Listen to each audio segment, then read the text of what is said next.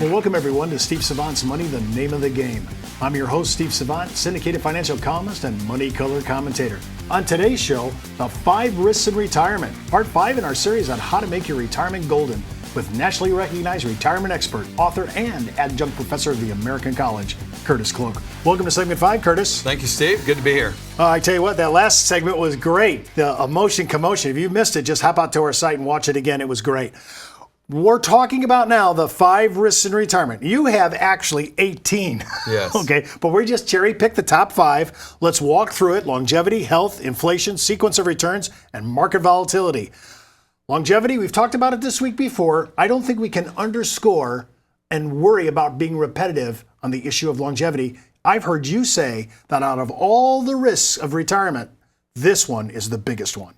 Absolutely. So, matter of fact, there was a study that was done by a researcher's name is Jim Otar out of Canada, and he harnessed his intellectual capital with a mutual fund company called Legg Mason. And they published a report where they did an 80-20 mix of dividend equities with fixed income, and they back-tested a husband and wife age 65 living 30 years in retirement. And went back to 1926, assuming from 1926 every year, 1927, 28, and all the way to 1984, them living 30 years in retirement. Well, that took the chart to January 1 of 2014 for that back test that was 1984. What they found was that if they simply retired at 65, lived 10 years and died, and we back tested that 80-20 mix, with a 5% withdrawal rate increasing 3% for inflation, never did they ever fail. What it proved to us is that if I live short period of time after I retire, doesn't matter what interest rates does or inflation does or illness or sickness, none of that matters. But as soon as I live 20 years in retirement, I had a 32% chance of failure. Think of it. If I do the things that I used to do years ago, remember, we're talking about the metaphor, the bridge rendered useless because the hurricane came, things have changed. That's what we're talking about. There's a 32% chance of failure as soon as I live 10 years longer than I used to. We didn't have a life expectancy when Social Security started of age 75. We had a life expectancy of about 65 to 67. That's what our life expectancy was. So here we are several years later, still turning on Social Security as an early start date of 62, and we have people living to 95 and 100. And so this game has really changed. It's multiplied that risk. The reality is 32% chance of failure if I live 20 years in retirement. I wouldn't get in a car and drive across town if there was a 32% chance of failure. I wouldn't get on the table under the knife or even a non-invasive surgery if there was a 32% chance of failure. I wouldn't do anything. Flying a plane, I just wouldn't do anything, 32% chance. If I go 30 years, it's over a 50% chance of failure. And the reality is we have to find a way to mitigate longevity risk, and we as financial professionals need to understand exactly how to do it. And it's not doing it the way we did it the last 50 years. Well, that's frightening when you think about what you just said. Failure rate, 30 years, 50%. Health. Now, I know things have happened. We're getting advances in medical technology that have been huge right now, and people are living longer. I don't know if the quality of life in your 90s and 100s is great or average. We don't have stats on that yet because we're just now living those ages. But what's the health consideration? It's a big one. Yeah, so the second biggest expense in retirement is health expenses. And I'm not talking necessarily about health care costs as much as I'm talking about the health insurance cost that helps us mitigate the health costs. And when we look at the inflation factor to our insurance premiums, we've got this Affordable Care Act thing that we're debating as a whole environment today. What should we do about it? Because we've seen our deductibles go up, our premiums have gone through the roof. How are we going to deal with this and be able to still afford it without entitlements causing our taxes to get out of sight? How do we deal with this issue? One of the benefits of actually with medical technology is we're fixing things we used to die of with a single pill. We're living longer, and I'll say that I think quality has been increased deeper into life. But the problem is that we're causing us to get more illnesses more often. Maybe instead of one time before we die, we're getting them 3 times before we die. And we're adding to the cost that every American has in health expenses. and then it's more money. But what we really see here, what we're really talking about here is, what about medical inflation that's not the same as inflation for non-medical cash flows for standard of lifestyle? We must know how to address this, and we must know how to harness the problem of longevity, of long-term care illnesses that happen at end of life, and how we're going to decimate our spouses that survive us. How are we going to preserve legacy if that's important to us?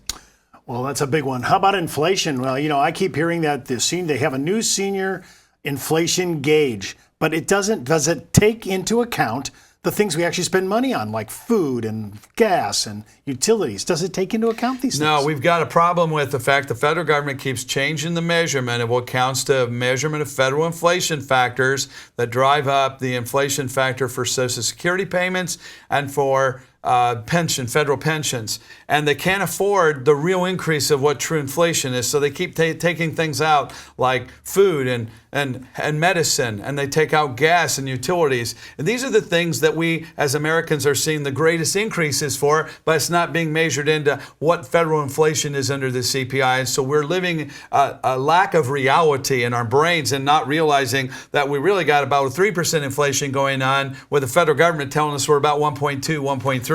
Well, the last 6 years, we've only had 3 hikes out of this last 6 years. So 3 years, we had nothing for Social Security. And the ones we did get were minuscule. So we better start looking at this new number. Well, when you put the health inflation issue with the inflation for essential income that's not health related, here's a reality, Steve. 2 years ago, we got no increase to Social Security. Everybody complained.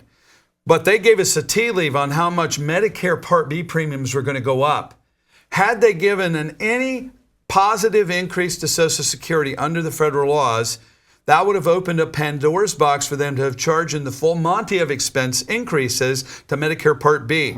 And the reality is, by not creating any increase to Social Security at all that year, it stopped under law any increases to Medicare Part B.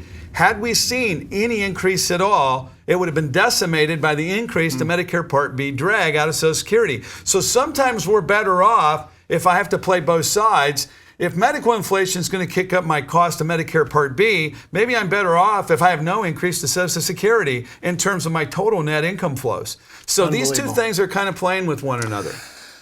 This next one is called the sequence of returns. It's a kind of a heady statement for consumers. People just want to know, during our accumulation, we could just save right out the rocky markets up and down. But the same thinking that happens during accumulation, according to Curtis, according to what you talk about, is not the same during distribution. Why is this a major danger, and we're just now seeing this as seniors? Well, a huge risk in retirement that never appeared during the 30, 40 years we've been accumulating money in our working years is something called sequence of returns risk. Google it. If you're a consumer watching this show, this topic is too deep and too long for me to cover in this short segment. So Google sequence of returns risk. It's also considered and coined as order of returns risk. And the fact is that when you look at any order of returns over a period of time, so if I took a series of 20 numbers or a series of 30 numbers or a series of 3 numbers, and maybe I'll give you all something to try at home. Just take 3 numbers for me, +5, -3, and +10. There's only 9 ways you can order those numbers. Take your calculator and all 9 ways reorder those numbers as many chances as you can. And see if accumulating with no negatives, if the balance that you have, regardless of the order, is any different. Here's what you're going to find. There's no difference. If I don't change the numbers, but I reorder those numbers, I'll never have a difference in my balance while I'm accumulating those dollars. But as soon as I start putting that as a negative, now I'm depositing 5%. I'm losing 3% and I'm still taking out 5%. I'm positive 10%, I'm taking out.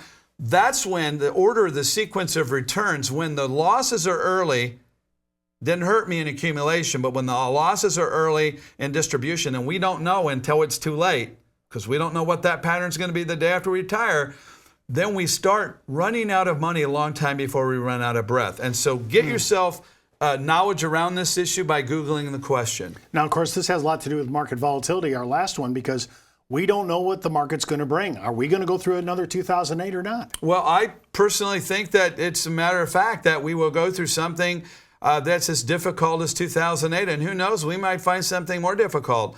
I don't think anything necessarily happens exactly as it once did, but I think the fact that patterns occur.